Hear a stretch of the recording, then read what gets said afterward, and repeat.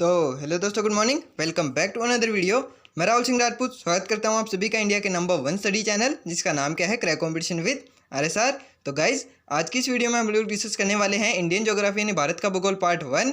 और आज हमारा टॉपिक होने वाला है भारत की स्थिति एवं विस्तार। तो चलिए इंतजार की घड़ियों का सत्यानाश करते हुए आज का हमारा ये लेक्चर शुरू करते हैं। तो ये आप लोग देख सकते हैं, ये हमारे भारत का नक्शा है। यानी आज हम लोग भारत के बारे में पढ़ने वाले हैं, यानी भारत की स्थिति एवं विस्तार के बारे में डिटेल से यहाँ पर समझने वाले हैं। तो आज का हमारा पहला क्वेश्चन है। तो हमारा पहला क्वेश्चन क्या है? तो पहला क्वेश्चन हमारा, भारत किस उपमहाद्वीप का भाग है, यानी हमारा जो भारत देश है वो किस उपमहाद्वीप का भाग है? तो हमारा भारत जो देश है वो एशिया उपमहाद्वीप का भाग है, यानी एशिया कॉन्टिनेंट का भाग है। और एशिया में भी दक्षिण पूर्वी एशिया का भाग है। तो ये आप लोग इस पिक्चर के अंदर देख सकते हैं, भारत जो हमारा ये जो देश है ये दक्षिण पूर्वी एशिया का भाग है। यानी ये जो इक्वेटर होती है और ये जो प्राइम मेरिडियन है, इधर ईस्ट और इधर ये जो साउथ है, यानी भारत जो हमारा है वो साउथ ईस्ट एशिया का भाग है। ये आप लोग देख सकते हैं, ये दक्षिण और ये पूर्व। तो भारत जो है वो इसके बीच में, यानी दक्षिण पूर्वी एशिया का भाग है हमारा भारत देश। तो चलिए नेक्स्ट क्वेश्चन पर चलते हैं। नेक्स्ट क्वेश्चन क्या है हमारा? नेक्स्ट क्वेश्चन है, भारत की आकृति कैसी है? तो भारत की आकृति कैसी है ये आप लोग इस पिक्चर के अंदर देख सकते हैं। भारत की आकृति है, भारत की आकृति चतुष्कोणीय है। ये आप लोग इस पिक्चर के अंदर देख सकते हैं। तो अगर हम लोग इसके चारों कोनों को मिलाएंगे तो ये जो हमें आकृति देखने को मिलेगी ये कैसी होगी? ये होगी चतुष्कोणीय। यानी भारत की जो आकृति है वो चतुष्कोणीय है। चतुष्कोणीय आकृति कैसी होती है? जिसके अंदर चार कोण बनते हैं, यानी चार एंगल बनते हैं। तो ये आप लोग देख सकते हैं, ये चार एंगल हैं। ये जो हमारे भारत की आकृति है वो है चतुष्कोणीय।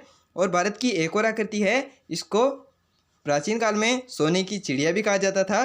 तो ये आप लोग इसकी शेप देख सकते हैं, ये एक चिड़िया की जैसी इसकी शेप है। लेकिन अगर हम लोगों को एक वेल डिफाइन करना हो तो भारत की आकृति कैसी होगी? तो वो भारत की आकृति है चतुष्कोणीय, यानी चार एंगल हैं इसके, और ये भारत की आकृति है चतुष्कोणीय। तो चलिए नेक्स्ट क्वेश्चन पर चलते हैं। नेक्स्ट क्वेश्चन क्या है हमारा? नेक्स्ट है, भारत का अक्षांशीय विस्तार कितना है? तो विस्तार कौन कौन से होते हैं? विस्तार दो होते हैं, एक तो अक्षांशीय विस्तार और दूसरा होता है देशांतरीय विस्तार। तो अभी हम लोग अक्षांशीय विस्तार समझेंगे, उसके बाद में हम लोग देशांतरीय विस्तार को भी डिटेल से समझेंगे कि देशांतरीय विस्तार कितना है भारत का। तो भारत का अक्षांशीय विस्तार है 6 डिग्री 4 मिनट नॉर्थ से लेकर 37 डिग्री 6 मिनट नॉर्थ तक। यह भी मैं आप लोगों को थोड़ा डिटेल से और समझाता हूँ। तो भारत का अक्षांशीय विस्तार है 6 डिग्री 4 मिनट उत्तरी अक्षांश से लेकर 37 डिग्री 6 मिनट उत्तरी अक्षांश तक। तो ये आप लोग इस पिक्चर के अंदर देख सकते हैं, ये जो हमारी पृथ्वी होती है इस पर दो रेखाएं खींची जाती हैं, एक तो अक्षांश रेखा और दूसरी देशांतर रेखाएं। ये जो ऐसे सीधी, ये जो आड़ी रेखाएं होती है, ये जो पड़ी रेखाएं होती हैं, इनको कहते हैं अक्षांश रेखाएं। और ये जो सीधी रेखाएं होती हैं इनको कहते हैं देशांतर रेखाएं। तो भारत का अक्षांशीय विस्तार कितना है, यानी ये जो इधर से लेकर इधर तक जो विस्तार है, यानी ऊपर से लेकर नीचे तक जो विस्तार है वो कितना है? तो वो है 6 डिग्री 4 मिनट उत्तरी अक्षांश से लेकर 37 डिग्री 6 मिनट उत्तरी अक्षांश तक। तो ये आप लोग इस पिक्चर के अंदर देख सकते हैं, ये यहाँ से लेकर भारत का यहाँ तक अक्षांशीय विस्तार कितना है? तो वो है 6 डिग्री 4 मिनट से लेकर 37 डिग्री 6 मिनट उत्तरी अक्षांश तक। 6 डिग्री तो ये है और 37 डिग्री 6 मिनट उत्तरी अक्षांश, ये जम्मू कश्मीर वाला जो क्षेत्र देख सकते हैं आप लोग, ये है। ये 6 डिग्री 4 मिनट यहाँ पर नहीं है गाइस, ये यहाँ पर आप लोग देख सकते हैं, ये जो अंडमान निकोबार द्वीप समूह है, ये यहाँ पर भारत का सबसे दक्षिणी बिंदु है। कौन सा? इंदिरा पॉइंट। और उसी का ये जो अक्षांशीय विस्तार है वो यहाँ पर बताया गया है 6 डिग्री 4 मिनट उत्तरी अक्षांश। और ये जो यहाँ पर ये जो तमिलनाडु वाला क्षेत्र देख सकते हैं, इसका अक्षांशीय विस्तार कितना है? तो ये है 8 डिग्री 4 मिनट। ये भारत की मुख्य भूमि का अक्षांशीय विस्तार है और ये भारत का सबसे दक्षिणी बिंदु है, इसलिए ये भारत का अक्षांशीय विस्तार है। और ये यहाँ पर है भारत का मुख्य भूमि का अक्षांशीय विस्तार, जो है कितना है? 8 डिग्री 4 मिनट उत्तरी अक्षांश। कहाँ पर? कन्याकुमारी तमिलनाडु में स्थित है। लेकिन यहाँ पर ये जो अंडमान निकोबार द्वीप समूह है, ये यहाँ पर बताया गया है 6 डिग्री 4 मिनट उत्तरी अक्षांश। तो ये जो भारत का अक्षांशीय विस्तार है ये आपको समझ में आया। तो चलिए नेक्स्ट क्वेश्चन पर चलते हैं। नेक्स्ट क्वेश्चन है हमारा, नेक्स्ट है, भारत का सबसे दक्षिणी बिंदु कौन सा है? तो ये मैंने आप लोगों को अभी बताया कि भारत के दो दक्षिणी बिंदु हैं, एक तो भारत की मुख्य भूमिका और एक है भारत का सबसे दक्षिणी बिंदु। तो भारत का सबसे दक्षिणी बिंदु है अंडमान निकोबार द्वीप समूह में, और वो कितने डिग्री के अक्षांश पर है? तो वो है 6 डिग्री 4 मिनट उत्तरी अक्षांश पर। और उसका नाम क्या है? उसको बोलते हैं हम लोग इंदिरा पॉइंट। और भारत का जो सबसे उत्तरी बिंदु होगा उसको क्या बोलेंगे? उसको बोलेंगे इंदिरा कोल। तो अभी आप लोग इसको याद रखिए, इंदिरा पॉइंट। और वो कितने डिग्री के अक्षांश पर है, वो है 6 डिग्री 4 मिनट उत्तरी अक्षांश पर। अक्षांश और देशांतर रेखाएं कैसे निश्चित की जाती हैं ये भी मैंने आप लोगों को बता दिया। पृथ्वी पर खींची गई हैं। भारत का अक्षांश विस्तार मैंने बता दिया, और ये भारत की मुख्य और ये भारत का सबसे दक्षिणी बिंदु है। कौन सा? इंदिरा पॉइंट। या आप लोग इस यहाँ पर देख सकते हैं।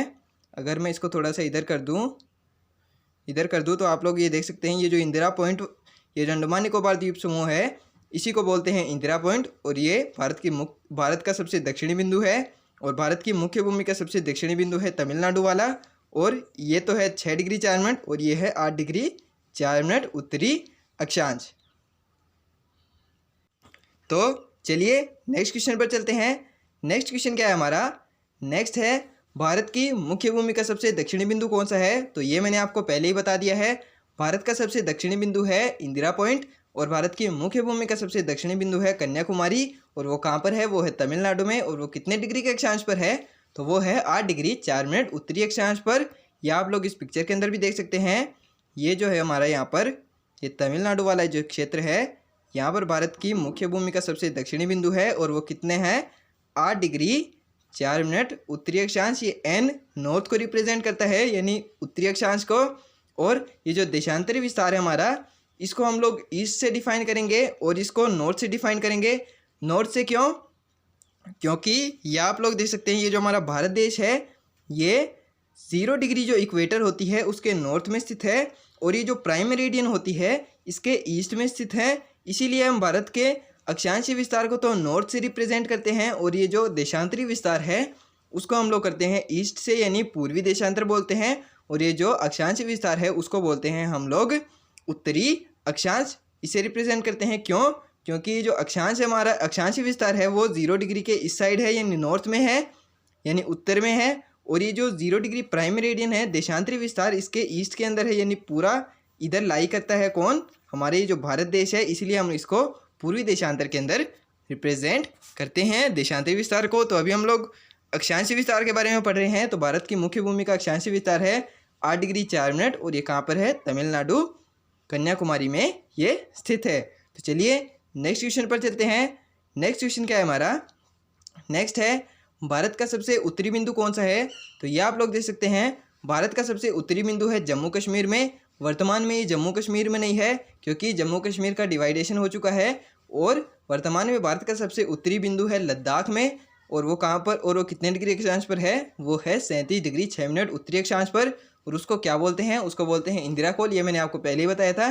भारत का सबसे जो दक्षिणी बिंदु है उसको तो बोलेंगे इंदिरा पॉइंट, और ये जो सबसे उत्तरी बिंदु है इसको बोलेंगे इंदिरा कोल। तो ये आप लोग इस पिक्चर के अंदर भी देख सकते हैं।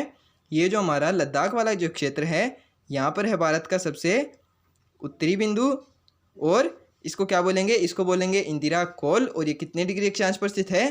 तो ये है 37 डिग्री 6 मिनट उत्तरी अक्षांश पर स्थित है। कौन सा? भारत का सबसे उत्तरी बिंदु, और जिसका नाम क्या है? जिसका नाम है इंदिरा कोल। भारत का सबसे दक्षिणी बिंदु इंदिरा पॉइंट, और भारत का सबसे उत्तरी बिंदु इंदिरा कोल। तो चलिए नेक्स्ट क्वेश्चन पर चलते हैं। नेक्स्ट क्वेश्चन क्या है हमारा? नेक्स्ट आता है, भारत का देशांतरी विस्तार कितना है? तो मैंने आपको बताया था विस्तार 2 होते हैं, एक तो अक्षांशीय विस्तार और एक देशांतरी विस्तार। अक्षांशीय विस्तार हमने अच्छे से समझ लिया है। तो अब चलिए देशांतरी विस्तार की बारी है। मैं थोड़ा सा दोबारा से वो रिपीट कर देता हूँ, अक्षांश और देशांतरी कैसे निश्चित किए जाते हैं। तो हमारी जो पृथ्वी है, इस पर वास्तव में ऐसी कोई रेखाएं नहीं होती। ऐसा सिर्फ ये जो पृथ्वी है इसकी संरचना को समझने के लिए माना जाता है कि ये जो पृथ्वी है इसके ऊपर ऐसे रेखाएं खींची जाती है। ग्लोब पर आप लोग देख सकते हैं। तो ये जो रेखाएं होती हैं, ये जो सीधी रेखा, आड़ी रेखाएं होती हैं, इनको तो अक्षांश, और ये जो सीधी रेखाएं होती हैं इनको देशांतर रेखाएं कहते हैं। अक्षांशीय विस्तार हमने भारत का अच्छे से समझ लिया है। तो चलिए अब देशांतरी विस्तार की बारी है, यानी ये जो खड़ी रेखाएं होती हैं इनकी बारी है, ये भी समझ लेते हैं।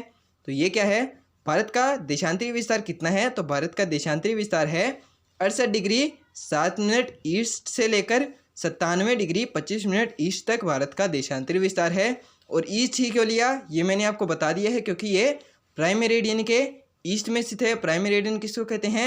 0 डिग्री देशांतर रेखा को। और इक्वेटर किसको कहते हैं? 0 डिग्री अक्षांश रेखा को कहते हैं। तो ये जो हमारा भारत देश है, ये प्राइम मेरिडियन यानी 0 डिग्री देशांतर रेखा के ईस्ट में स्थित है। इसीलिए हम लोग इसको ईस्ट से रिप्रेजेंट करते हैं। और भारत का देशांतरी विस्तार कितना है? तो वो है 68 डिग्री 7 मिनट ईस्ट से लेकर 97 डिग्री 25 मिनट ईस्ट तक भारत का देशांतरी विस्तार है, यानी पूर्वी 68 डिग्री 7 मिनट पूर्वी देशांतर से लेकर 97 डिग्री 25 मिनट पूर्वी देशांतर तक भारत का देशांतरी विस्तार है। जैसा कि आप लोग इस पिक्चर के अंदर भी देख सकते हैं, ये जो यहाँ से लेकर ये इस पॉइंट से लेकर इस पॉइंट तक ये जो भारत का देशांतरी विस्तार है ये कितना है, ये है 68 डिग्री 7 मिनट से लेकर 97 डिग्री 25 मिनट तक भारत का देशांतरी विस्तार है। और ये कहाँ तक है, ये जो आप लोग देख सकते हैं ये यहाँ पर गुजरात है, या और इसको क्या बोलते हैं, इसको सरक्रीक भी बोलते हैं। और यहाँ पर ये जो पूर्वी बिंदु है ये कहाँ पर है, ये है अरुणाचल प्रदेश में। और सबसे पश्चिमी बिंदु कहाँ पर है, सबसे पश्चिमी बिंदु है गुजरात में। इसके बारे में भी आगे पढ़ेंगे, लेकिन फिलहाल के लिए हमें देशांतरी विस्तार देखना है। तो वो कहाँ तक है, गुजरात से लेकर अरुणाचल प्रदेश तक। और कितने डिग्री अक्षांश के बीच में, 68 डिग्री 7 मिनट ईस्ट यानी पूर्वी देशांतर से लेकर 97 डिग्री 25 मिनट ईस्ट यानी पूर्वी देशांतर तक भारत का देशांतरीय विस्तार है। और ये जो आप लोग देख सकते हैं ये डिफरेंस कितना है, ये है डिफरेंस 30 डिग्री का, यानी 68 डिग्री 7 मिनट से लेकर 97 डिग्री 25 मिनट के बीच में लगभग 30 डिग्री का डिफरेंस है। इसीलिए भारत के अंदर सिर्फ एक मानक समय रेखा मानी जाती है, और बाकी जो देश होते हैं उनका देशांतरी विस्तार यानी ये जो पश्चिम से पूर्व की ओर विस्तार जो होता है वो ज़्यादा होता है। इसीलिए उनके अंदर एक से ज़्यादा अधिक टाइम जोन निश्चित किए जाते हैं, यानी टाइम जोन बनाए जाते हैं। टाइम जोन जो होता है वो 15 डिग्री के डिफरेंस तक ही काम करता है, यानी 15 डिग्री ईस्ट और 15 डिग्री वेस्ट तक। यानी ये जो भारत के बीच में से जो भारत का मानक समय गुजरता है, यानी ये जो 82.5 डिग्री ईस्ट रेखा है ये भारत का मानक समय है। और इसके 15 डिग्री ईस्ट और 15 डिग्री वेस्ट तक ये जो एक टाइम है वो माना जाएगा। अगर हम लोग इस रेखा को पार करते हैं तब हमें दूसरा टाइम मानना होगा, लेकिन भारत का जो देशांतरी विस्तार है वो 30 डिग्री के डिफरेंस के बीच में ही है। इसीलिए भारत में सिर्फ एक मानक समय रेखा मानी गई है, जबकि ये जो रशिया और यूएसए कनाडा वगैरह जो देश होते हैं इनका देशांतरी विस्तार अलग बहुत ज़्यादा होता है, यानी पश्चिम से पूर्व की ओर विस्तार बहुत अधिक होता है। इसलिए इनके अंदर एक से अधिक टाइम जोन माने जाते हैं, यानी एक ही देश के अंदर बहुत अलग अलग जगह पर अलग अलग टाइम होता है। क्यों, क्योंकि उनका देशांतरी विस्तार 30 डिग्री से ज़्यादा है, और हमारे भारत जो देश हमारा उसका देशांतरी विस्तार 30 डिग्री के बीच में ही आ जाता है। इसलिए भारत में सिर्फ एक मानक समय रेखा मानी जाती है जो भारत के बिल्कुल मध्य से गुजरती है। और वो कौन सी रेखा है, वो है 82.5 डिग्री ईस्ट रेखा, ये जो आप लोग देख सकते हैं। और वो कहाँ से गुजरती है, वो गुजरती है इलाहाबाद नैनी से होकर मिर्ज़ापुर के निकट। यानी ये जो भारत का मानक समय है ये भी देशांतर रेखा ही होगी। और ये जो जितनी भी देशांतर रेखाएं होती हैं इनको क्या कहते हैं, इनको कहते हैं मेरिडियंस, यानी इनको समय निर्धारित करने वाली रेखाएं भी कहा जाता है। इन्हीं से अलग अलग देशों का समय अलग अलग निश्चित किया जाता है। और अंतर्राष्ट्रीय जो मानक समय रेखा है वो कौन सी है, तो वो है 0 डिग्री देशांतर रेखा। और वो कहाँ से होकर गुजरती है, वो गुजरती है ग्रीनविच लंदन से होकर। और जो भारत का मानक समय है वो गुजरता है मिर्ज़ापुर के निकट इलाहाबाद नैनी से होकर भारत की मानक समय रेखा गुजरती है। इंटरनेशनल टाइमलाइन है 0 डिग्री, और भारत की जो IST है यानी इंडियन स्टैंडर्ड टाइमलाइन है वो कौन सी है, वो है 82.5 डिग्री ईस्ट। तो ये मैंने आप लोगों को थोड़ा एक्स्ट्रा नॉलेज दे दिया है। अभी हम लोग कहाँ पर थे, अभी हम लोग थे भारत के देशांतरी विस्तार पर। तो भारत का देशांतरी विस्तार है 68 डिग्री 7 मिनट ईस्ट से लेकर 97 डिग्री 25 मिनट ईस्ट तक। तो चलिए नेक्स्ट क्वेश्चन पर चलते हैं। नेक्स्ट क्वेश्चन क्या है हमारा, नेक्स्ट क्वेश्चन है, नेक्स्ट आप लोग देख सकते हैं नेक्स्ट क्वेश्चन, भारत का सबसे पूर्वी बिंदु कौन सा है। तो भारत का सबसे पूर्वी बिंदु है अरुणाचल प्रदेश, और उसका देशांतरी विस्तार कितना है, यानी 97 डिग्री 25 मिनट ईस्ट पर स्थित है भारत का सबसे पूर्वी बिंदु। और वो कहाँ पर है, वो है अरुणाचल प्रदेश में। और उसको क्या कहा जाता है, उसको हम लोग किबितु या वालांगू भी कहते हैं। तो ये आप लोग इस पिक्चर के अंदर देख सकते हैं, ये जो हमारा अरुणाचल प्रदेश है यहाँ पर भारत का सबसे पूर्वी बिंदु स्थित है। और उसको क्या कहते हैं, उसको किबितु भी कहते हैं और उसको वालांगू भी कहते हैं।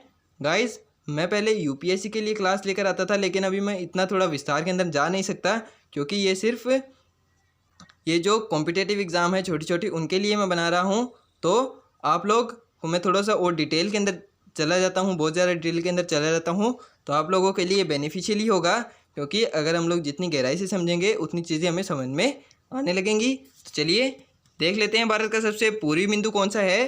तो भारत का सबसे पूर्वी बिंदु है अरुणाचल प्रदेश में, और वो कौन सा है, वो है किबिथु या वालांगू। और भारत का सबसे पश्चिमी बिंदु गुजरात में स्थित है और उसको बोलते हैं सरक्रीक या गौरमाता। वो हम लोग आगे पढ़ेंगे। अभी हम लोग अरुणाचल प्रदेश के बारे में पढ़ रहे हैं, तो वो कौन सा है, वो 97 डिग्री 25 मिनट ईस्ट है और इसको किबिथु या वालांगू भी कहते हैं। चलिए नेक्स्ट क्वेश्चन पर चलते हैं। नेक्स्ट क्वेश्चन है हमारा भारत का सबसे पश्चिमी बिंदु। तो भारत का सबसे पश्चिमी बिंदु कौन सा है, तो मैंने आपको बता दिया है। भारत का सबसे पश्चिमी बिंदु है गुजरात, और वो कितने डिग्री देशांतर पर स्थित है, तो वो है 68 डिग्री 7 मिनट ईस्ट पर, यानी पूर्वी देशांतर पर स्थित है, और उसको सरक्रीक या गौरमाता भी कहते हैं। यानी मैंने इनके अक्षांश और देशांतरी विस्तार तो बताए ही हैं आपको, उसके साथ उनके नाम भी बता दिए हैं कि उनको क्या क्या कहते हैं। ये भी आप लोगों से एग्जाम में पूछा जा सकता है।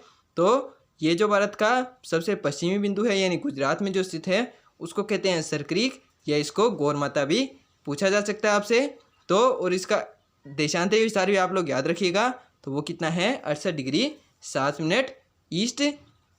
तो ये जो भारत का देशांतरी विस्तार है वो 68 डिग्री 7 मिनट से लेकर 97 डिग्री 25 मिनट ईस्ट तक है। ये सबसे पश्चिमी बिंदु है, ये सबसे पूर्वी बिंदु है। ये कहाँ पर है, ये अरुणाचल प्रदेश में है, ये गुजरात में है। इसको कहते हैं किबिथु या वालांगू, और इसको कहते हैं सरक्रीक।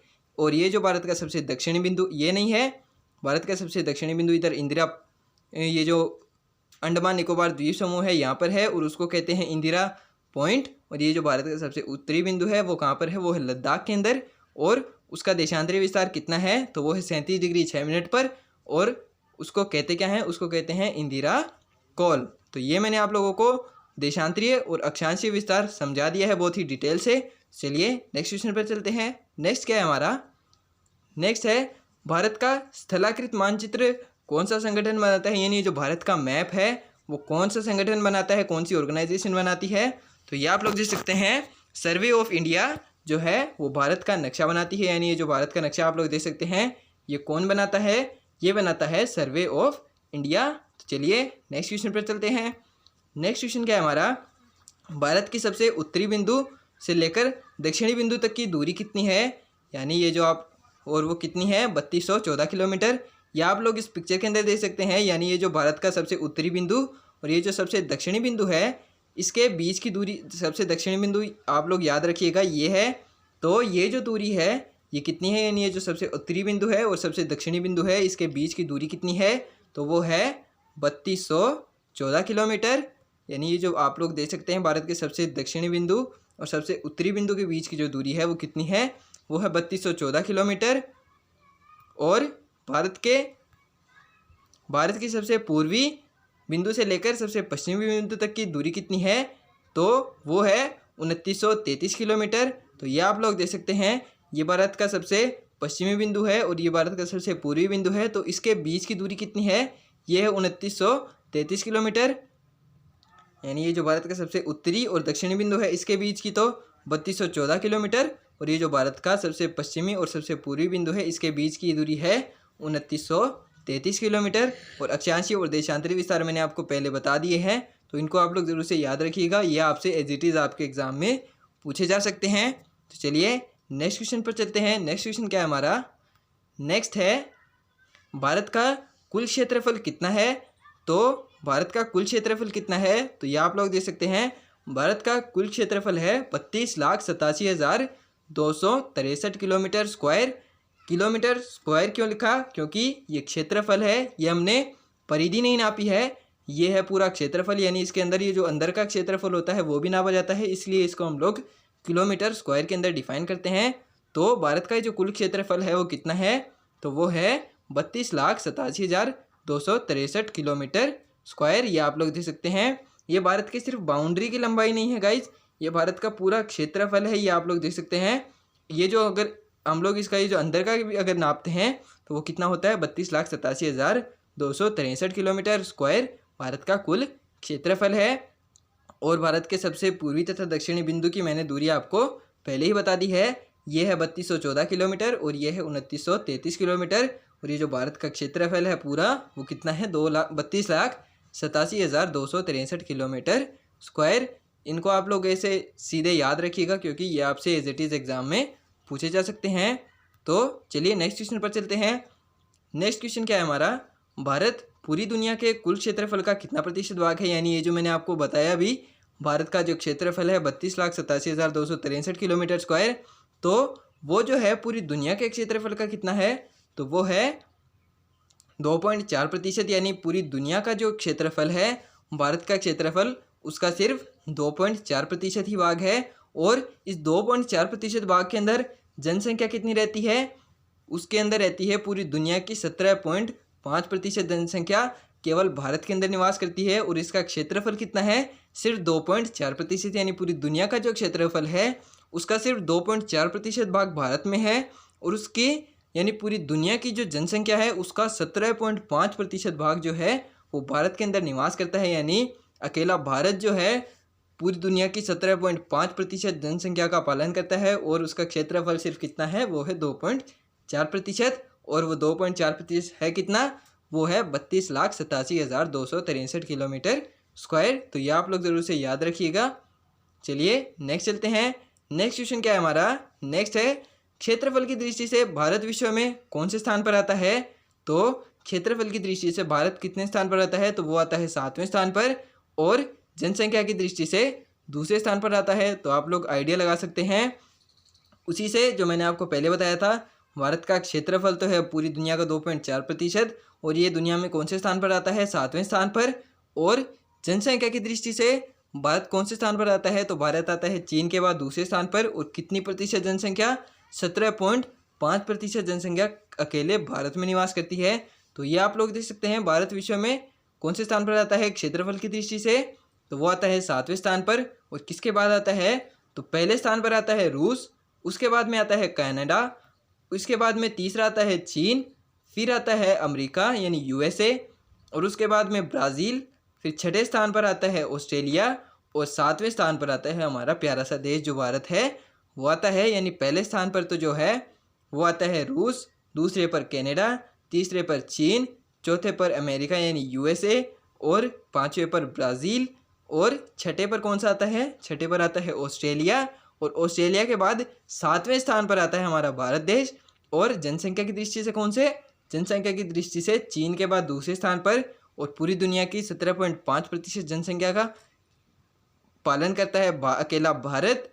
और क्षेत्रफल की दृष्टि से 7वें स्थान पर आता है। ये आप लोग देख सकते हैं, ये हमारा प्यारा सा भारत देश है, सतरंगी जो ये जो हमारा भारत देश है, ये आप लोग देख सकते हैं यहाँ पर। चलिए नेक्स्ट क्वेश्चन पर चलते हैं। नेक्स्ट क्वेश्चन क्या है हमारा, नेक्स्ट है जनसंख्या की दृष्टि से भारत विश्व में कौन से स्थान पर आता है। तो जनसंख्या की दृष्टि से भारत चीन के बाद दूसरे स्थान पर आता है, और क्षेत्रफल की दृष्टि से 7वें स्थान पर आता है। ये आप लोग देख सकते हैं। विश्व की कुल जनसंख्या का कितना प्रतिशत भाग भारत में निवास करता है, यानी अब ये मैंने आपको पहले ही बता दिया है, लेकिन आपको नोट्स भी तो बनाने हैं ना। नोट्स आप लोग सीधे बनाइएगा, क्योंकि इसकी आप लोगों को कहीं पर भी पीडीएफ नहीं मिलने वाली है। ये आप लोग पहले ही याद रखिएगा। आप लोगों को ये सीधे सीधे अपनी कॉपी में नोट करने हैं, क्योंकि आप लोगों को रिवीजन करना होगा। जब आप लोग पूरी क्लास थोड़ी देखेंगे, आप लोग अपनी कॉपी से ही रिवीजन करेंगे, तो आप लोग इनको नोट करते हुए चलिएगा। इसीलिए मैं जो बात बोलता हूँ उसको मैं नोट्स की फॉर्म में भी लेकर आया हूँ, ताकि आप लोग अपनी कॉपी में भी नोट कर सकें। तो विश्व की कुल जनसंख्या का कितना प्रतिशत भाग भारत में निवास करता है, तो वो करता है 17.5% भाग। और इसके बाद में नेक्स्ट क्वेश्चन आता है हमारा, कर्क रेखा भारत के किस भाग से होकर गुजरती है। तो कर्क रेखा भारत के बिल्कुल मध्य से होकर गुजरती है, और ये भारत को 2 बराबर भागों में बांटती है। तो ये मैं आप लोगों को बताऊं, तो ये जो हमारी पृथ्वी होती है, इसके जो बिल्कुल बीच में से जो अक्षांश रेखा निकलती है, इसको कहते हैं 0 डिग्री अक्षांश रेखा, और इसको इक्वेटर भी कहते हैं। और इसके ऊपर आती है एक 23.5 डिग्री नॉर्थ रेखा, और इसके नीचे आती है एक 23.5 डिग्री साउथ रेखा। 23.5 डिग्री जो नॉर्थ है उसको तो कहते हैं कर्क रेखा, और ये जो 23.5 डिग्री साउथ है इसको कहते हैं मकर रेखा। और ये जो यहाँ पर इसके कर्क रेखा के ऊपर आता है 66.5 डिग्री नॉर्थ, इसको कहते हैं आर्कटिक वृत्त। और ये जो 23.5 डिग्री साउथ के नीचे आता है इसको कहते हैं एंटार्कटिक वृत्त। और यहाँ पर आता है 90 डिग्री नॉर्थ और 90 डिग्री साउथ, इसको कहते हैं उत्तरी ध्रुव, और इसको कहते हैं दक्षिणी ध्रुव। तो ये जो कर्क रेखा है ये भारत के अंदर से होकर गुजरती है, मकर रेखा भारत के मध्य से होकर, भारत के किसी भी भाग से होकर मकर रेखा नहीं गुजरती है। भारत के अंदर से सिर्फ कर्क रेखा गुजरती है और वो कहाँ से गुजरती है, तो वो गुजरती है भारत के बिल्कुल मध्य से। ये आप लोग देख सकते हैं, यहाँ से होकर गुजरती है भारत कर्क रेखा, और ये भारत को दो बराबर भागों में बांटती है, एक तो नॉर्थ हेमिस्फेयर और एक साउथ हेमिस्फेयर, यानी उत्तरी गोलार्ध और पश्चिमी गोलार्ध। उत्तरी और पश्चिमी भाग में, उत्तरी और दक्षिणी भाग में बांटती है कौन सी रेखा, वो बांटती है कर्क रेखा। तो आप लोग देख सकते हैं कर्क रेखा भारत के कितने राज्यों से होकर गुजरती है, तो कर्क रेखा भारत के 8 राज्यों से होकर गुजरती है। और वो कौन कौन से राज्य हैं, तो वो राज्य हैं, ये आप लोग देख सकते हैं। हाँ, ये आगे आएगा वो क्वेश्चन, भारत के कितने राज्यों से होकर गुजरती है। ये तो था भारत के कितने राज्यों से होकर गुजरती है, तो वो गुजरती है भारत के 8 राज्यों से होकर। और वो कौन कौन से राज्य हैं जिनसे होकर कर्क रेखा गुजरती है, तो वो है GRMC झपत्रिमी। तो ये इनको याद करनी एक ट्रिक है, ये थोड़ा सा छोटा लिखा गया है, तो ये मैं थोड़ा जूम कर देता हूँ आपके लिए। तो कर्क रेखा है जो भारत के 8 राज्यों से होकर गुजरती है, और वो कौन कौन से राज्य हैं, तो उनको याद करने की एक ट्रिक है। तो वो ट्रिक क्या है, तो वो ट्रिक है GRMC झपत्रिमी। इससे कैसे याद होगा, तो इससे याद होगा G से तो गुजरात, R से राजस्थान, M से मध्य प्रदेश, C से छत्तीसगढ़, J से झारखंड, B से पश्चिम बंगाल, त्रि से त्रिपुरा और मी से मिजोरम। तो ये मैं आप लोगों के लिए आगे नोट भी करके लाया हूँ, तो टेंशन लेने की बिल्कुल ज़रूरत नहीं है, ये मैंने आपको ट्रिक समझा दी है। तो कर्क रेखा भारत के 8 राज्यों से होकर गुजरती है, और वो कौन कौन से राज्य हैं, GRMC झपत्रिमी। और इससे याद कैसे होगा, तो G से गुजरात, R से राजस्थान, M से मध्य प्रदेश, C से छत्तीसगढ़, J से झारखंड, B से पश्चिम बंगाल, त्रि से त्रिपुरा और मी से मिजोरम। तो ये जो भारत के 8 राज्य हैं, इनसे होकर कर्क रेखा गुजरती है। ये आप लोग देख सकते हैं, ये कर्क रेखा जो है ये इधर G से गुजरात, M से मध्य प्रदेश, R से राजस्थान, ये थोड़ा सा गलत हो गया है, ये G से गुजरात, R से राजस्थान, M से मध्य प्रदेश, ये C से छत्तीसगढ़, ये फिर झारखंड, फिर पश्चिम बंगाल, फिर त्रिपुरा और ये फिर मिजोरम। यहाँ से होकर ये कर्क रेखा जो है वो गुजरती है, और ये भारत के बिल्कुल मध्य से होकर गुजरती है, और ये भारत को दो बराबर भागों में बांटती है, एक तो उत्तरी भाग और एक दक्षिणी भाग में बांटती है। कौन सी रेखा, कर्क रेखा। चलिए नेक्स्ट क्वेश्चन पर चलते हैं। नेक्स्ट क्या है हमारा, नेक्स्ट है भारत का मानक समय रेखा कौन सी रेखा को माना जाता है, तो भारत का मानक समय है वो 82.5 डिग्री ईस्ट को माना जाता है, यानी 82.5 डिग्री पूर्वी जो देशांतर है उसको भारत का मानक समय माना जाता है, और उसको IST भी बोलते हैं, यानी इंडियन स्टैंडर्ड टाइमलाइन भी बोलते हैं। तो इंडियन स्टैंडर्ड टाइमलाइन का कॉन्सेप्ट मैंने आपको पहले ही अच्छे से समझा दिया था कि भारत का मानक समय कौन सी रेखा को माना जाता है, तो वो है 82.5 डिग्री ईस्ट। और इंटरनेशनल जो टाइमलाइन है, यानी पूरे विश्व की जो अंतर्राष्ट्रीय मानक समय रेखा है वो कौन सी है, वो है 0 डिग्री देशांतर रेखा, और उसको बोलते हैं प्राइम मेरिडियन। उसको ग्रीनविच मेरिडियन भी बोलते हैं। ग्रीनविच मेरिडियन क्यों बोलते हैं, क्योंकि वो ग्रीनविच वेधशाला लंदन से होकर गुजरती है, यानी अंतर्राष्ट्रीय जो समय है वो 0 डिग्री देशांतर रेखा को माना जाता है, उसको प्राइम मेरिडियन भी बोलते हैं, और उसको ग्रीनविच मेरिडियन भी बोलते हैं, उसको GMT भी बोलते हैं। क्यों, क्योंकि GMT का मतलब है ग्रीनविच मीन टाइम, क्योंकि ग्रीनविच लंदन वेधशाला से होकर गुजरती है, और हमारा ये जो भारत देश है वो उसके ईस्ट के अंदर स्थित है, और भारत के जो बिल्कुल मध्य से होकर गुजरती है उसको भारत का मानक समय माना जाता है। यानी अगर ये जो 0 डिग्री रेखा है, ये 0 डिग्री है प्राइम मेरिडियन, तो हमारा ये जो भारत देश है इसके ईस्ट में स्थित है पूरी तरह, और भारत के बिल्कुल जो मध्य से होकर गुजरती है वो कौन सी रेखा है, तो वो है 82.5 डिग्री ईस्ट रेखा।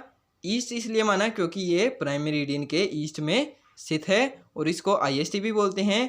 IST का मतलब I से इंडियन, S से स्टैंडर्ड और T से टाइमलाइन। तो इंडियन स्टैंडर्ड टाइमलाइन कौन सी है, यानी IST कौन सी है, 82.5 डिग्री ईस्ट रेखा, यानी 82.5 डिग्री पूर्वी देशांतर को ही भारत का मानक समय माना जाता है। या आप लोग देख सकते हैं, ये 68 डिग्री 7 मिनट से लेकर 97 डिग्री 25 मिनट के बीच में से जो रेखा गुजर रही है वो कौन सी है, 82.5 डिग्री ईस्ट रेखा, और इसी को भारत का मानक समय माना जाता है। और ये जो इलाहाबाद नैनी से होकर गुजरती है, और वो कहाँ पर है, वो है मिर्ज़ापुर के निकट। और भारत के अंदर सिर्फ एक मानक समय रेखा क्यों है, ये भी मैंने आपको बता दिया था, क्योंकि भारत का ये जो देशांतरी विस्तार है वो कितने डिग्री के डिफरेंस में है, तो वो है 30 डिग्री के डिफरेंस के बीच में भारत का ये जो देशांतरी विस्तार वो आ जाता है और इसके जो बिल्कुल मध्य से होकर गुजरती है रेखा उसको ही माना जाता है भारत का मानक समय। मध्य से होकर गुजरती है उसी को क्यों माना, क्योंकि इधर जो है ये जो भारत का सबसे पश्चिमी और भारत का जो सबसे पूर्वी जो ये देशांतर रेखा है इसके बीच में कितने घंटे का डिफरेंस था, तो वो था 2 घंटे का। तो उस डिफरेंस को कम करने के लिए भारत के जो बिल्कुल मध्य से होकर रेखा गुजरती है उसी को भारत का मानक समय माना जाता है। और वो कौन सी रेखा है, वो है 82.5 डिग्री ईस्ट रेखा और इसी को बोलते हैं इंडियन स्टैंडर्ड टाइम लाइन। तो चलिए नेक्स्ट क्वेश्चन पर चलते हैं। नेक्स्ट क्वेश्चन क्या है हमारा, भारत की मानक समय रेखा कहाँ से होकर गुजरती है। तो भारत की मानक समय रेखा इलाहाबाद नैनी से होकर गुजरती है और वो कहाँ पर है, मिर्ज़ापुर के निकट है। तो ये आप लोग देख सकते हैं, ये जो भारत की मानक समय रेखा है ये यहाँ से होकर गुजरती है और ये जो पॉइंट है इसी को बोलते हैं नैनी और ये कहाँ पर है, मिर्ज़ापुर के निकट है। और कहाँ पर, इलाहाबाद नैनी से होकर गुजरती है भारत की मानक समय रेखा और ये कहाँ पर है, मिर्ज़ापुर के निकट है। ये जो पॉइंट है इसी को बोलते हैं नैनी और यही भारत का मानक समय रेखा है। चलिए नेक्स्ट क्वेश्चन पर चलते हैं। नेक्स्ट क्या है हमारा, भारत की मानक समय रेखा कितने राज्यों से होकर गुजरती है। तो भारत की मानक जो समय रेखा है वो 5 राज्यों से होकर गुजरती है। कौन कौन से, तो पहला राज्य है उत्तर प्रदेश, दूसरा है मध्य प्रदेश, तीसरा है छत्तीसगढ़, चौथा है उड़ीसा, पांचवा है आंध्र प्रदेश। तो भारत की जो मानक समय रेखा है वो 5 राज्यों से गुजरती है। कौन कौन से, एक तो उत्तर प्रदेश, दूसरा मध्य प्रदेश, तीसरा छत्तीसगढ़, चौथा उड़ीसा और पांचवा है आंध्र प्रदेश। ये आप लोग इस पिक्चर के अंदर भी देख सकते हैं। ये जो भारत की मानक समय रेखा है ये 5 राज्यों से गुजरती है, उत्तर प्रदेश, मध्य प्रदेश, उड़ीसा, उत्तर प्रदेश, मध्य प्रदेश, छत्तीसगढ़, उड़ीसा और पांचवा है आंध्र प्रदेश। यानी 5 राज्यों से हमारी भारत की जो मानक समय रेखा है वो गुजरती है। तो चलिए नेक्स्ट क्वेश्चन पर चलते हैं। नेक्स्ट क्या है हमारा, नेक्स्ट क्वेश्चन है भारत का मानक समय ग्रीनविच के समय से कितना आगे है। तो ग्रीनविच का समय कितना है, तो वो 0 डिग्री देशांतर रेखा है, वो मैंने बता दिया है। तो भारत का जो मानक समय है वो ग्रीनविच के समय से 5.5 घंटे आगे है, यानी 5 घंटा 30 मिनट आगे है। प्लस का मतलब है आगे, यानी 5 घंटा 30 मिनट आगे है किससे, जीएमटी से। जीएमटी कौन सी, ग्रीनविच मीन टाइम। और ग्रीनविच मीन टाइम किसको कहते हैं, 0 डिग्री देशांतर रेखा को, उसको प्राइम मेरिडियन भी कहते हैं। और वो कहाँ से गुजरती है, तो वो गुजरती है ग्रीनविच वेधशाला लंदन से होकर। यानी वो जो जीएमटी का समय है वो कहाँ का समय होगा, वो लंदन का समय होगा। यानी भारत का जो समय है वो लंदन के समय से 5 घंटा 30 मिनट आगे होगा। और एक जो समय है वो 15 डिग्री के, ये जो कोई भी देशांतर रेखा होती है अगर ये किसी देश का स्टैंडर्ड टाइम है तो इसके 15 डिग्री ईस्ट और 15 डिग्री वेस्ट में वही समय माना जाएगा। और अगर हम लोग इस 15 डिग्री के डिफरेंस को पार करते हैं तब हमें दूसरा समय मानक समय रेखा माननी होगी। लेकिन भारत का जो देशांतरी विस्तार है वो 30 डिग्री के डिफरेंस के बीच में आ जाता है, यानी 15 इधर और 15 इधर। तो भारत में सिर्फ एक मानक समय रेखा है। और ये जो और देश होते हैं बड़े बड़े जैसे यूएसए, कनाडा वगैरह जो देश होते हैं, रशिया वगैरह, उनके अंदर 1 से अधिक मानक समय रेखाएं माननी पड़ती हैं। रूस के अंदर 9 मानक समय रेखाएं हैं। और ये जो यूएसए और कनाडा हैं, ये जो दोनों देश हैं, इनके अंदर कितनी मानक समय रेखाएं हैं, तो इनके अंदर हैं 5 मानक समय रेखाएं और रूस में 9 मानक समय रेखाएं हैं। रूस में पहले 11 मानक समय रेखाएं हुआ करती थी। कब, जब रूस जो है वो यूएसएसआर था, यानी सोवियत संघ था, जब रूस के अंदर 11 मानक समय रेखाएं हुआ करती थी। लेकिन वो जो जितनी ज़्यादा मानक समय रेखाएं होंगी, जितने भी ज़्यादा समय होंगे अलग अलग, उतना ही हमें मुश्किलों का सामना करना पड़ता है। इसीलिए 2 मानक समय रेखाओं को रूस के अंदर कम किया गया है। और वर्तमान में रूस के अंदर कितनी मानक समय रेखाएं हैं, तो वो है 9 मानक समय रेखाएं। और यूएसए और कनाडा के अंदर है 5 मानक समय रेखाएं। और भारत में जो है वो एक ही मानक समय रेखा है, और वो कौन सी है, 82.5 डिग्री ईस्ट रेखा। और ये जो 0 डिग्री यानी जीएमटी है, इससे भारत का मानक समय कितना आगे है, तो वो है 5 घंटा 30 मिनट आगे। तो ये आप लोग देख सकते हैं, ये जो हमारी ये 0 डिग्री है और ये कहाँ से होकर गुजरती है, तो ये ग्रीनविच वेधशाला लंदन से होकर गुजरती है। और ये आप लोग देख सकते हैं, ये हमारा भारत देश है, ये यहाँ पर भारत देश है। और इसके बिल्कुल मध्य से होकर जो गुजर रही है वो कौन सी है, वो 82.5 डिग्री ईस्ट रेखा है। और ये ग्रीनविच के समय से कितना घंटे आगे है, तो वो है 5 घंटा 30 मिनट आगे है। और ये जो यूएस और कनाडा है इनके अंदर 5 मानक समय रेखाएं हैं, और ये जो रशिया है इसके अंदर 9 मानक समय रेखाएं मानी गई है। भारत के अंदर 1 मानक समय रेखा है, और ये जो 0 डिग्री है इसी को कहते हैं प्राइम मेरिडियन। इसको जीएमटी भी कहते हैं यानी ग्रीनविच मीन टाइम भी कहते हैं, और इसको ग्रीनविच मेरिडियन भी कहते हैं, और ये इंटरनेशनल टाइमलाइन भी इसको कहते हैं यानी अंतर्राष्ट्रीय मानक समय रेखा भी इसको कहा जाता है। तो ये आप लोगों ने यहाँ पर अच्छे से समझ लिया। तो चलिए नेक्स्ट चलते हैं। नेक्स्ट क्वेश्चन क्या है हमारा, नेक्स्ट है भारत के सबसे पूर्वी तथा पश्चिमी भाग में कितने समय का अंतर है। तो भारत के जो सबसे पूर्वी भाग है यानी पूर्वी बिंदु है और भारत का जो सबसे पश्चिमी बिंदु है उसके बीच में कितने घंटे का डिफरेंस है, तो वो है 2 घंटे का डिफरेंस। और वो कैसे है, तो ये आप लोग देख सकते हैं। ये जो भारत का सबसे पश्चिमी भाग है ये जीएमटी से 5 घंटा आगे है यानी ग्रीनविच का जो समय है उससे 5 घंटा आगे है। ये जो भारत का बिल्कुल मध्य वाला भाग है ये ग्रीनविच के समय से 6 घंटा आगे है। और ये जो भारत का सबसे पूर्वी भाग है यानी ईस्टर्न पार्ट है ये ग्रीनविच के समय से 7 घंटा आगे है। तो अगर हम लोग ये जो सबसे पश्चिम वाली यानी ये जो सबसे वेस्ट वाली जो देशांतर रेखा है अगर हम लोग इसको समय भारत का मानक समय रेखा मान लेते तो ये ग्रीनविच के समय से कितना घंटे आगे होती, तो ये होती 5 घंटा। ये अगर इसको मान लेते तो 6 घंटा और ये होती 7 घंटा। तो हमने इस डिफरेंस को कम करने के लिए कौन सी रेखा को माना, तो ये जो बिल्कुल मध्य से होकर गुजर रही है इसको हमने भारत का मानक समय माना। और वो कौन सी रेखा है, 82.5 डिग्री ईस्ट। और ये जो सबसे पूर्वी और सबसे पश्चिमी तथा सबसे पूर्वी जो भाग है उसके बीच के अंदर यानी कितने समय का अंतर है, तो वो 2 घंटे का डिफरेंस है। तो इसी डिफरेंस को कम करने के लिए हमने बिल्कुल जो मध्य से होकर रेखा गुजर रही है उसी को भारत का मानक समय रेखा माना यानी आईएसटी माना। और वो कौन सी है, 82.5 डिग्री ईस्ट रेखा भारत का मानक समय है। चलिए नेक्स्ट क्वेश्चन पर चलते हैं। ये आप लोगों ने यहाँ पर समझ लिया अच्छे से, ये आईएसटी और जीएमटी का कॉन्सेप्ट है। इसके लिए एक सेपरेट क्लास भी मैंने बना रखी है, अगर आप लोग चाहें तो वो देख सकते हैं। आप लोगों को उसकी प्लेलिस्ट के अंदर मिल जाएगी वो वीडियो। उसका नाम क्या होगा, तो उसका नाम है जीएमटी, आईएसटी और यूएसटी के नाम से एक क्लास है मेरी, वो मिलेगी आपको।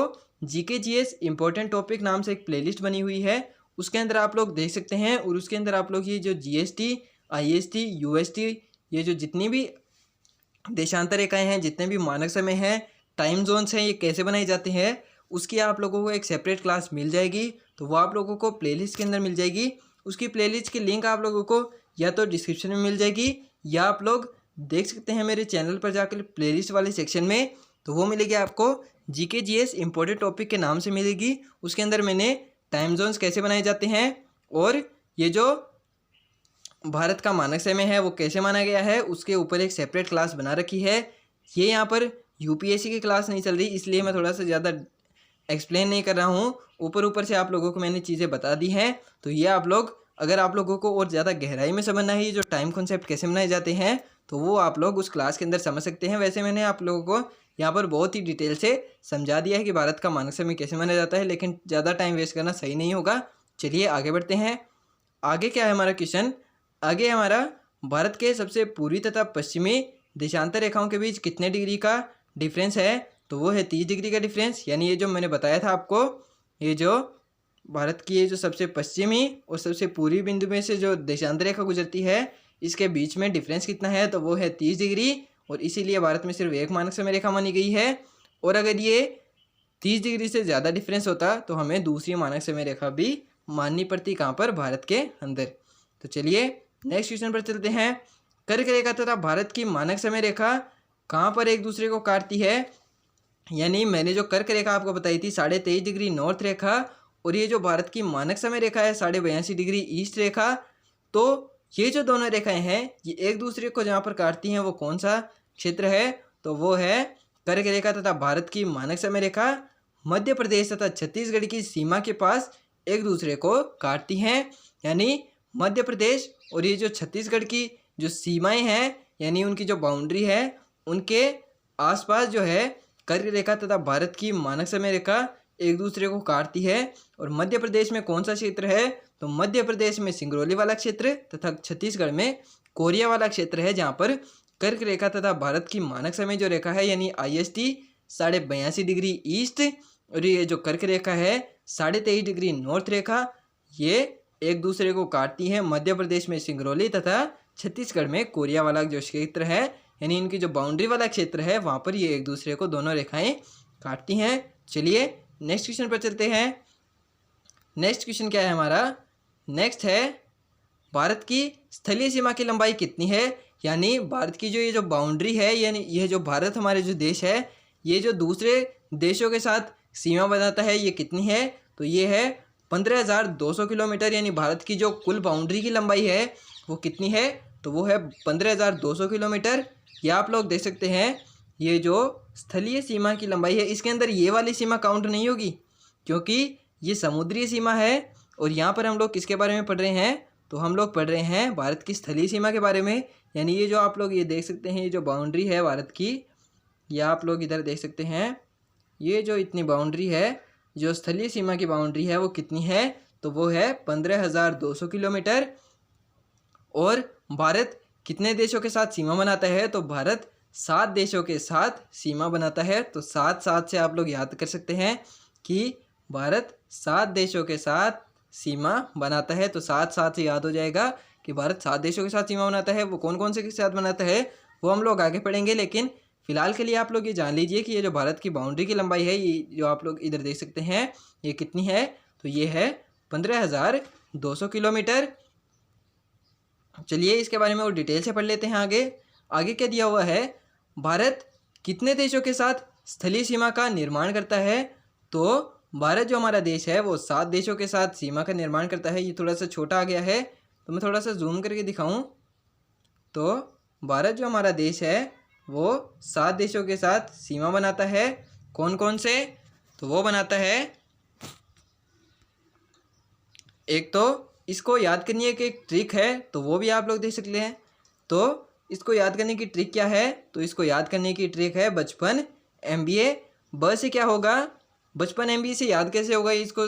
ये जो स्थलीय सीमा की किस किस देश के साथ बनाता है तो वो कैसे याद होगा? तो वो ऐसे याद होगा कि ब से तो बांग्लादेश, च से चीन, प से पाकिस्तान, न से नेपाल। ये आप लोग देख सकते हैं। मैं थोड़ा सा शुरू से बताता हूँ आपको। ये जो बचपन MBA वाली ट्रिक है इसको आप लोग कैसे याद रखेंगे?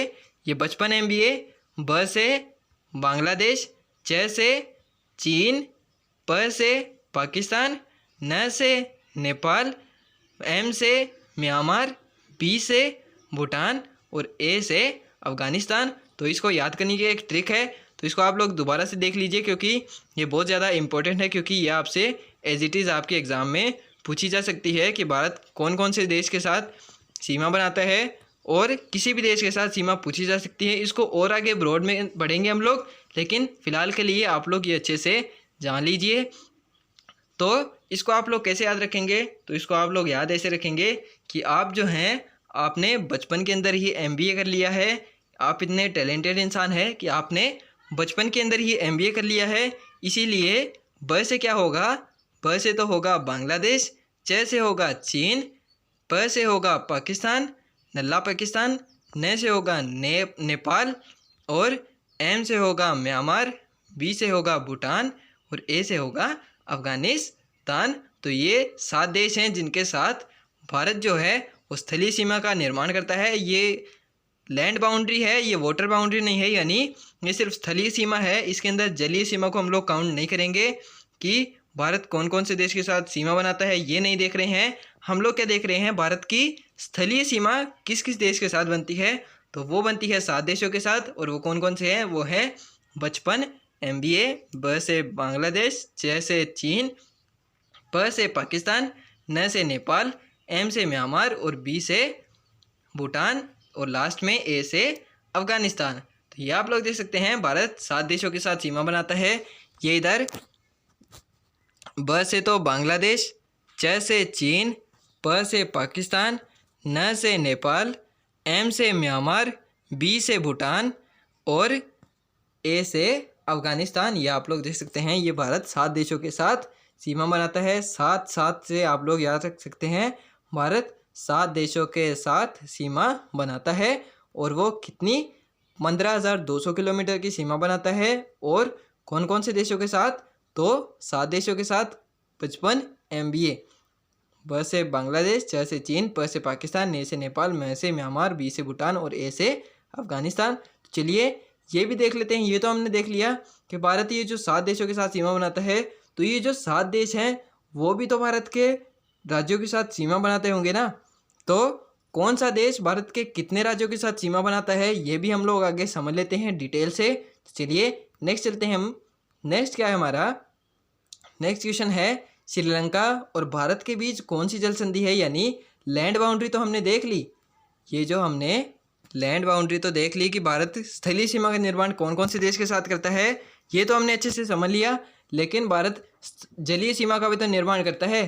तो भारत जो है श्रीलंका के साथ जलीय सीमा का निर्माण भी करता है। तो वो जो जल संधि है उनके बीच में, ये जो श्रीलंका और ये जो भारत देश है, ये आप लोग देख सकते हैं, ये भारत और ये जो श्रीलंका है, इसके बीच में ये जो जल संधि है इसको क्या कहते हैं? तो इसको कहते हैं पाक जल संधि। और इसका दूसरा नाम क्या है? आदम का पुल। और ये यहाँ पर क्या है? ये हमारा श्री राम का राम सेतु भी यहाँ पर स्थित है। तो इसको हम लोग राम सेतु भी कह सकते हैं, इसको आदम का पुल भी कह सकते हैं।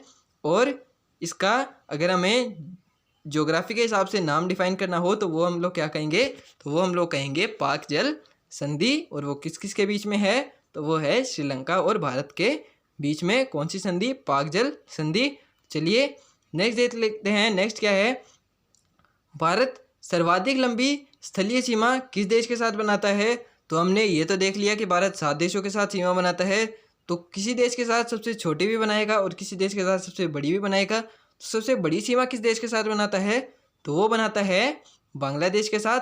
और वो कितनी बनाता है? 4096.70 किलोमीटर, यानी 15,200 किलोमीटर की जो बाउंड्री है उसमें से अकेला 4096.70 किलोमीटर की बाउंड्री किस देश के साथ बनाता है? तो वो बनाता है बांग्लादेश के साथ। ये आप लोग देख सकते हैं इस पिक्चर के अंदर, ये जो हमारा बांग्लादेश है इधर, ये भारत देश है, ये बांग्लादेश के साथ कितनी लंबी स्थलीय सीमा का निर्माण कर रहा है? तो वो कर रहा है 4096.70 किलोमीटर, यानी 15,200 किलोमीटर की जो सीमा है, बाउंड्री है, उसमें से 4096.70 किलोमीटर की जो स्थलीय सीमा है वो अकेले बांग्लादेश के साथ बनाता है। और बाकी की जो बाउंड्री है वो और देशों के साथ बनाता है। तो सबसे बड़ी बाउंड्री किसके साथ हुई? तो वो है बांग्लादेश के साथ, और वो है 4096.70 किलोमीटर। और सबसे छोटी सीमा बनाता है अफगानिस्तान के साथ, वो भी देखेंगे आगे। तो वो क्या है? भारत ने किस देश के साथ अपने सीमा मानचित्रों का आदान प्रदान किया है? तो वो किया है बांग्लादेश के साथ।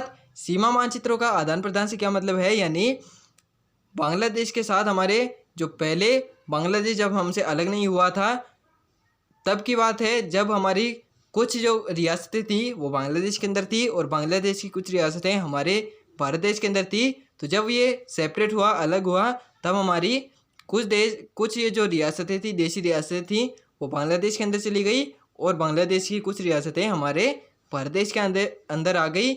इसी को कहते हैं सीमा मानचित्रों का आदान प्रदान। और वो हमारा किसके साथ है? तो वो है बांग्लादेश के साथ।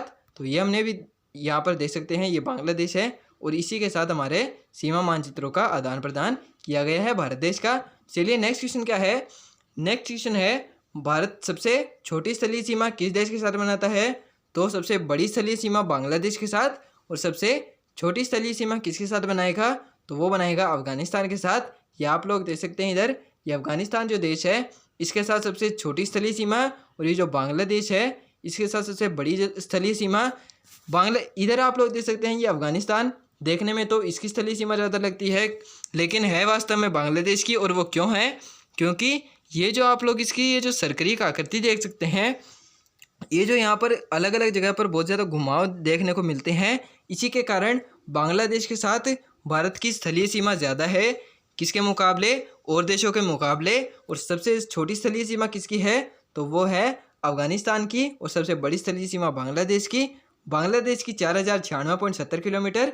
और ये जो अफगानिस्तान है इसके साथ कितनी है? इसके साथ है 106 किलोमीटर, यानी बांग्लादेश के साथ तो 4096.70 किलोमीटर की है। और ये जो अफगानिस्तान है इसके साथ सिर्फ कितनी है? इसके साथ है सिर्फ 106 किलोमीटर की बाउंड्री बनाता है भारत।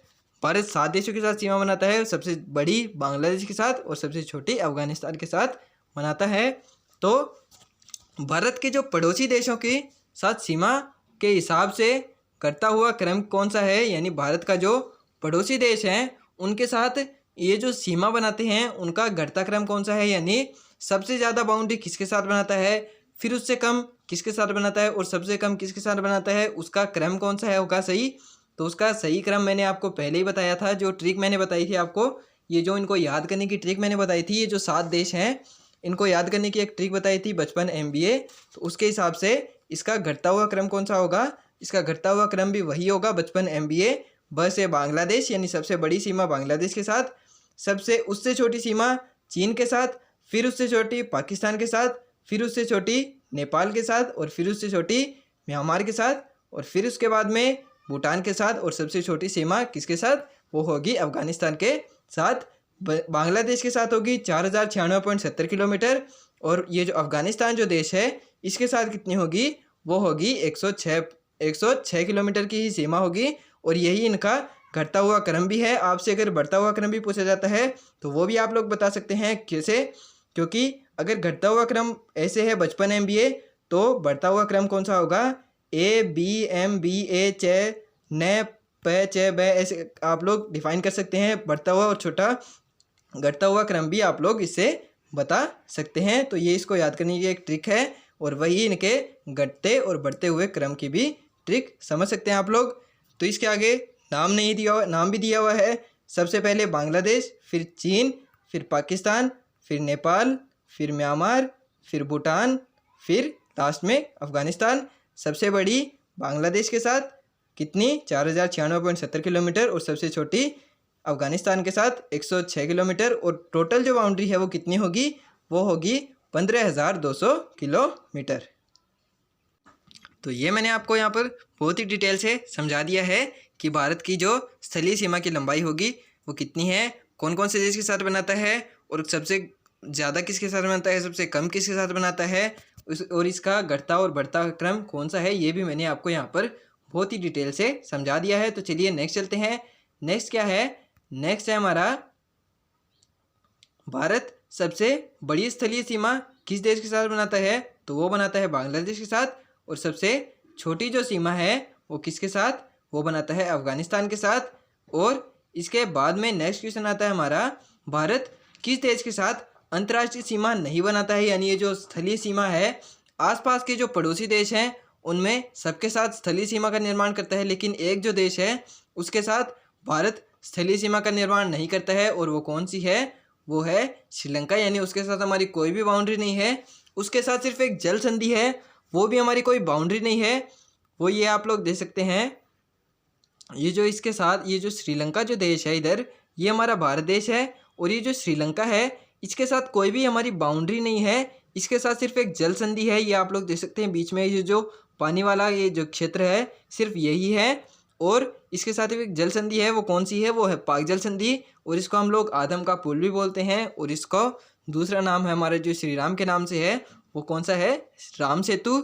और ये सिर्फ एक जल संधि है, ये कोई अंतर्राष्ट्रीय बाउंड्री नहीं है, लेकिन ये भी हमारा एक पड़ोसी देश है। पड़ोसी देश तो वैसे 7 हैं, लेकिन ये भी हमारा पड़ोसी देश है, लेकिन इसके साथ कोई भी अंतर्राष्ट्रीय सीमा भारत नहीं बनाता है। भारत अंतर्राष्ट्रीय सीमा सिर्फ 7 राज्यों के साथ, 7 देशों के साथ बनाता है और वो मैंने आपको बता दिया है बचपन MBA। तो चलिए नेक्स्ट चलते हैं। नेक्स्ट क्वेश्चन क्या है, पाक जल डमरू मध्य यानी पाक जल संधि कौन कौन से देशों के बीच में है, तो वो मैंने अभी आपको बताया, तो वो है भारत और श्रीलंका के बीच पाक जल संधि है। और इसको क्या बोलते हैं, इसको पाक जल डमरू मध्य भी बोलते हैं। इस पे आप लोगों को ध्यान देने की ज़्यादा ज़रूरत है, क्योंकि ये आपसे पाक जल संधि नहीं पूछेगा, क्योंकि अगर उसको क्वेश्चन घुमाना होगा, यानी एग्जामिनर जो होगा अगर वो क्वेश्चन को घुमाना चाहे तो वो पाक जल संधि की जगह पाक जल डमरू मध्य भी लिख सकता है। तो ये जो इसका दूसरा नाम है इस पे भी आप लोग फोकस करिएगा, क्योंकि ऐसे ही क्वेश्चंस एग्ज़ाम में घुमा दिए जाते हैं और आप लोग वहाँ पर फंस जाते हैं, जबकि आप लोगों को उसका आंसर आता रहता है, फिर भी आप लोग गलत कर देते हैं। क्यों, क्योंकि उसके जो अलग नाम होते हैं वो आप लोगों को पता नहीं होते और आप लोग गलत टिक करके आ जाते हैं। तो आप लोग इसके जो दूसरे नाम हैं इन पर भी ध्यान रखिएगा। इसको पाक जो जल संधि है, पाक जल संधि, इसको पाक जल डमरू मध्य भी कहते हैं। और ये कौन कौन से देशों के बीच में है? तो ये है भारत और श्रीलंका के बीच में। तो चलिए नेक्स्ट क्वेश्चन पर चलते हैं। नेक्स्ट क्वेश्चन है हमारा, भारत पाकिस्तान और बांग्लादेश के साथ कौन सी सीमा का निर्माण करता है? तो भारत जो देश है वो पाकिस्तान और बांग्लादेश जो है उसके साथ रेड क्लिफ रेखा का निर्माण करता है। यानी भारत पाकिस्तान और जो बांग्लादेश के साथ सीमा का निर्माण करता है उसको एक नाम दिया गया है, और वो कौन सी रेखा है? तो उसको कहते हैं रेड क्लिफ लाइन। ये आप लोग देख सकते हैं, ये जो भारत है ये पाकिस्तान और ये जो बांग्लादेश के साथ जो सीमा का निर्माण करता है उसको एक नाम दिया गया है, और उसका नाम क्या है? उसको बोलते हैं रेड क्लिफ लाइन। यानी ये जो भारत की जो सीमा है पाकिस्तान के साथ और ये जो बांग्लादेश के साथ जो सीमा है उसको बोलते हैं रेड क्लिफ लाइन। इसके बाद में नेक्स्ट है, भारत अफगानिस्तान के साथ कौन सी सीमा का निर्माण करता है? तो भारत अफगानिस्तान के साथ डूरंड रेखा बनाता है। यानी भारत की जो अफगानिस्तान के साथ जो सीमा है उसका नाम क्या है? उसका नाम है डूरंड रेखा। ये आप लोग देख सकते हैं, ये जो अफगानिस्तान है इसके साथ जो भारत ये जो सीमा बनाता है इसका नाम क्या है? इसका नाम है डूरंड रेखा। तो चलिए नेक्स्ट चलते हैं। नेक्स्ट क्या है, भारत चीन के साथ कौन सी सीमा का निर्माण करता है? तो वो करता है मैकमोहन रेखा। ये तो आप लोगों ने बहुत बार सुना होगा। वो जो अफगानिस्तान और पाकिस्तान और बांग्लादेश के साथ थी वो आप लोग कम सुनते हैं, लेकिन ये नाम तो आप लोगों ने बहुत बार सुना होगा। ये जो चीन के साथ भारत जो सीमा बनाता है उसका नाम क्या है? उसका नाम है मैकमोहन रेखा। तो ये आप लोगों ने समझ लिया कि पाकिस्तान, अफगानिस्तान और बांग्लादेश तथा चीन के साथ जो सीमा होती हैं उनका अलग अलग नाम दिया गया है, और ये जो चीन के साथ सीमा बनाता है भारत उसको क्या नाम दिया गया है? उसको दिया गया है मैकमोहन रेखा। तो चलिए नेक्स्ट चलते हैं। नेक्स्ट क्वेश्चन क्या है हमारा, बांग्लादेश के साथ भारत के कितने राज्य सीमा बनाते हैं? यानी ये जो मैंने आपको पहले बताया था कि भारत 7 देशों के साथ सीमा बनाता है, लेकिन ये जो 7 देश हैं वो भी तो भारत के राज्यों के साथ सीमा बनाते होंगे ना।